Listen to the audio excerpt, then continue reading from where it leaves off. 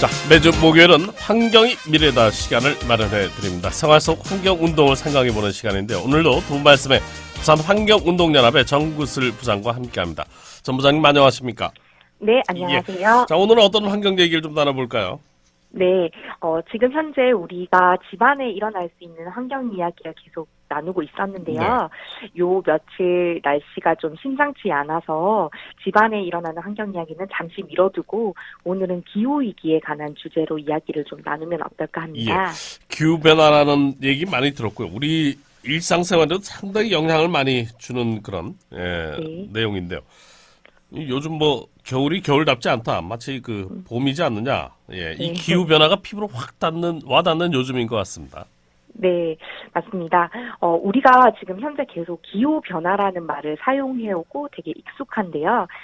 지구 생태 위기가 심각한데 기후변화라는 단어가 너무 평이해서 위험성을 깨닫기에는 부족하다고 해서 예. 최근에는 기후위기라는 말을 바꿔서 사용하기 시작했습니다. 그럼 방금 날씨가 이상하다고 느끼셨다고 말씀하셨는데요. 예. 이렇게 느끼셨다면 이미 이제 기후위기의 심각성을 깨달으셨다고 볼 수 있습니다. 제가 어제 사무실 앞을 지나가는데 개나리가 핀 것을 보고 너무 깜짝 놀랐는데요.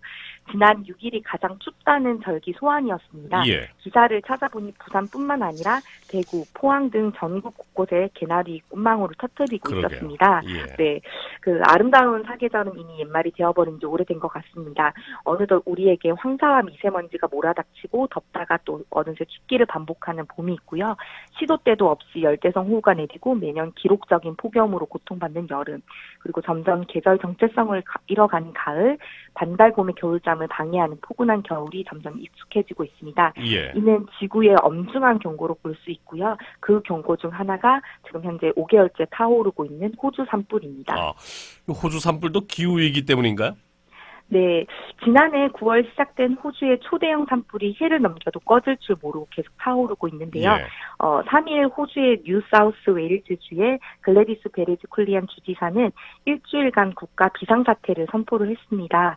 화재 발생 지역은 이미 한국 면적의 28%에 달하고 630만 헥타르가 불타올랐는데요. 소방관 10명을 포함해서 사망자도 24명에 달하고 있습니다. 예. 그리고 또 이제 심각한 거는 호주의 상징인 코알라, 캥거루 등 야생 동물의 피해도 막대한데요. 시드니 대학교에 따르면은 포유류, 조류 등 약 4억 8천만 마리가 화재로 죽었을 것이라고 추정하고 있습니다. 예. 네. 화재의 원인이 바로 기후위기 때문인데요. 미국 기상청에 따르면 호주는 세계 인구 거주 지역 중 가장 건조한 곳으로 남동부 지역은 12월부터 3월까지 불이 빈번하게 발생한다고 합니다. 또 지난해는 온도 관측이 시작된 이래로 가장 호주의 기온이 높았고 건조했던 해였습니다. 예. 그렇게 해서 산불이 걷잡을 수 없게 번진 데에는 전 세계적으로 기후가 온화해진 탓도 크다고 볼 수 있고요. 예. 또 이제 주요 호주 발생지인 호주 남부는 1950년부터 기온이 섭씨 1.5도나 올랐습니다. 예. 이런 상황을 종합해보면 건조하고 따뜻해진 기후위기를 고려할 때 산불이 극단적으로 치닫은 것으로 볼 수 있습니다. 예. 그렇게 또 설명을 들으니까 그럴 수도 있겠다는 생각이 드는데요. 이 기후 위기의 근본적인 원인이 있죠. 네, 그렇습니다. 예. 기후위기의 근본적인 원인은 바로 온실가스로 인한 지구온도 상승에 있습니다. 인간의 인위적인 활동으로 산업화 이전 대비 20세기 들어 지구의 기온은 0.74도 정도 상승을 했는데요. 이에 따라 전 세계의 만년설과 빙하가도가 지난 100년 동안 해수면도 지속적으로 상승하고 있습니다. 예. 마지막 빙하기에서 간빙기에 도달에 약 1만 년이 걸렸는데요. 이 동안 지구 평균 기온이 약 4에서 5도 정도 상승을 했습니다. 그런데 산업혁명 이후 지난 100년간 기온이 1도가 상승을 했습니다. 예. 인간 활동에 의한 온난화 속도가 20에서 25배 정도 빠른 것으로 분석이 되고 있는데요. 지금 우리는 더 자주, 더 큰 규모, 더 파괴적으로 지구촌 곳곳에 생명과 재산을 앗아가는 태풍, 허리케인, 홍수, 가뭄, 혹한 등의 자연재해를 지켜보고 있습니다. 현재 속도로 지구온난화가 지속되면요, 2030년에서 2052년 사이 1.5도를 초과할 것이고요. 만약 온실가스 양이 지금 2배가 된다면 이번 세기 안에 전체 전체 지구의 평균 온도는 약 2도 정도로 상승할 것입니다. 그렇게 되면 피해는 80억 명의 사람이 물 부족으로 고통을 겪게 될 것이고요. 또한 전 세계적인 기근 현상과 함께 생명체도 20에서 30% 소멸하게 될 것입니다. 예, 심각한 상황인데 우리나라의 날씨도 동남아처럼 되고 있다는데요. 우리의 상황은 어떤가요? 네, 우리나라는 아열대 기후 한계선도 강원도를 제외하고 아열대화 경향이 되어가고 있는 상황입니다. 그 농작물 중 사과는 대표적으로 대구, 밀양 등이 생산지였는데요. 강원도 포천으로 생산지가 옮겨가고 있는 상황이고요. 예.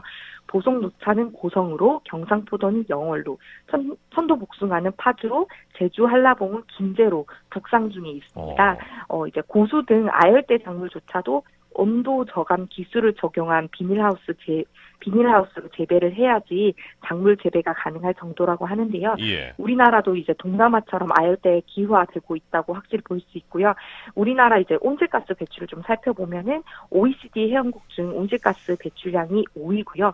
증가율은 1위로 기록해서 이제 기후 악당으로 이제 분류되기도 했었습니다. 예.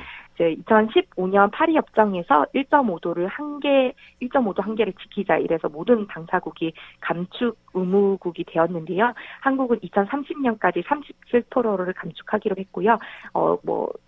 예를 들면 이유는 2030년까지 90년 대비 최소 40% 감축하기로 했습니다. 이제 우리나라는 온실가스 저감을 위해 국가기후환경회의를 만들어서 미세먼지 저감, 온실가스 감축 등을 전 국민 참여 등으로 가져가고 있는데요. 부산시 같은 경우에는 기후 저감을 위해서 저탄소 마을 만들기, 재생에너지 시범 마을, 쿨루프 사업 등을 진행하고 있습니다. 그 한라봉이 김제까지 올라갔다는 것은 글쎄요. 네.